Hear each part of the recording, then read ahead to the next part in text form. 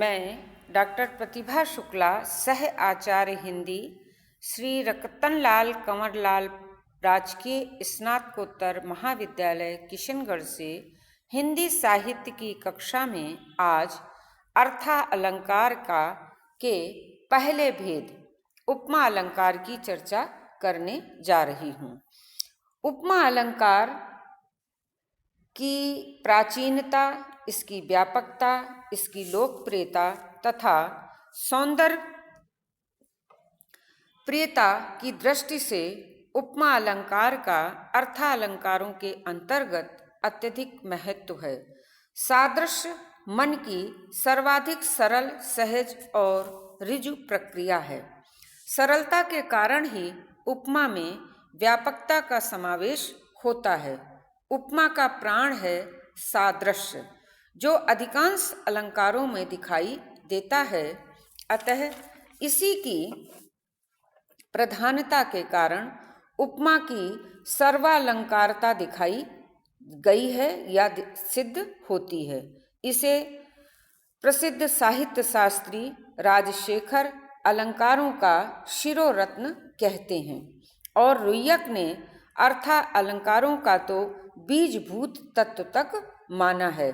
अप्पय दीक्षित इसकी महिमा का बखान करते हुए इसे उस नदी के समान कहते हैं जो चित्त की भूमिका में विविध रूप में आकर अपनी नृत्य कला से सहृदयों का रंजन करती है। वे उपमा ज्ञान को ब्रह्म ज्ञान की भांति मानते हैं। तो इस प्रकार हम देखते हैं कि दंडी, बामन तथा रीतिकालीन आचार्य कुलपति भूषण, देव तथा सोमनाथ आदि सभी साहित्य शास्त्रियों और कवियों ने उपमा की महिमा का बखान किया है और उसे अपना प्रिय अलंकार माना है। ऐसे व्यापक, लोकप्रिय और सौंदर्यता की दृष्टि से अत्यधिक महत्व वाले इस उपमा अलंकार की जब हम शब्द व्युत्पत्ति करते हैं तो हम देखते हैं कि उपमा अलंकार दो शब्दों के योग से बना है, जिसका अर्थ है उप अर्थात निकटता या समीपता और मा का अर्थ है मापना या तौलना।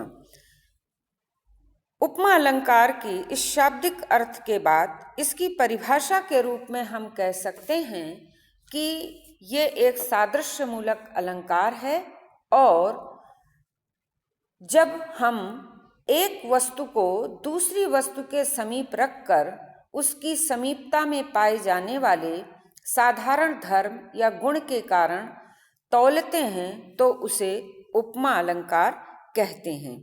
उपमा अलंकार सभी अर्थालंकारों का मूल आधार है और सभी सादृश्य मूलक अर्थात समानता सूचक अलंकार उसी के रूपांतर कहे गए हैं। ऐसे उपमा अलंकार के 4 अंग माने गए हैं। पहला उपमेय, दूसरा उपमान, तीसरा साधारण धर्म और चौथा अंग है वाचक शब्द। उपमेय शब्द को सबसे पहले समझ लेते हैं।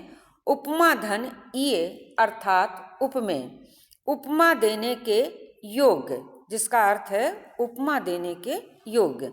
जिस वस्तु का वर्णन किया जाता है अथवा जिसकी समता किसी अन्य वस्तु से की जाती है उसे उपमेय कहते हैं। जैसे मुख उपमेय है, जिसकी समता चंद्र से की जाने पर उसे चंद्र के समान कहा जाता है। उपमेय को प्रस्तुत, प्रकट या वर्ण विषय भी कहते हैं। उपमा का दूसरा अंग या दूसरा तत्व है उपमान। उपमान का मतलब है जो समीप रखने के योग्य हो। उपमेय को जिसके समान बताया जाता है उसे उपमान कहते हैं। जैसे चंद्र जैसा मुख, अर्थात उपमेय का उपमान चंद्रमा है। उपमान के लिए अप्रस्तुत, अप्रकृत तथा अवर्ण शब्द भी प्रयुक्त किए जाते हैं।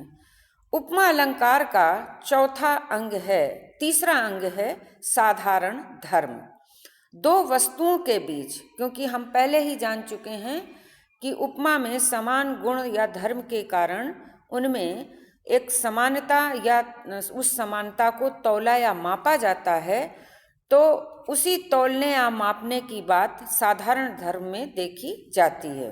अर्थात दो वस्तुओं के बीच समानता को प्रतिपादित करने के लिए उन दोनों में पाए जाने वाले एक जैसे गुण का जो उल्लेख किया जाता है उसे साधारण धर्म कहते हैं, जैसे सुंदरता, कोमलता आदि। साधारण धर्म के कारण ही मुख को चंद्रमा के समान कहने की परंपरा चली आ रही है।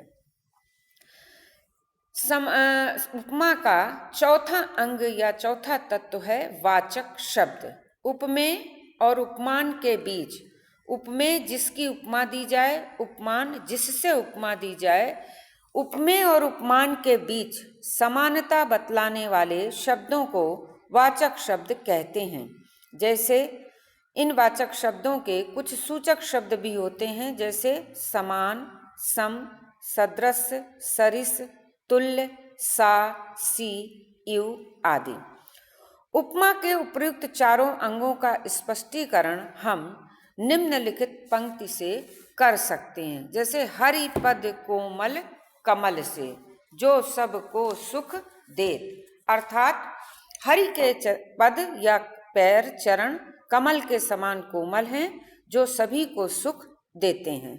उपर्युक्त पंक्ति में हरि के पद उपमेय, कमल उपमान, कोमलता उनका साधारण धर्म और समान वाचक शब्द है, जिसके कारण यहाँ उपमा के सभी चारों अंग या चारों तत्व परिपुष्ट होकर ये पंक्ति पूर्णोपमा या उपमा के रूप में हमें परिलक्षित होती है, दिखाई देती है। अब हम आगे के वीडियो में उपमा के विभिन्न प्रकारों की चर्चा को विस्तार पूर्वक उदाहरण सहित समझेंगे। धन्यवाद।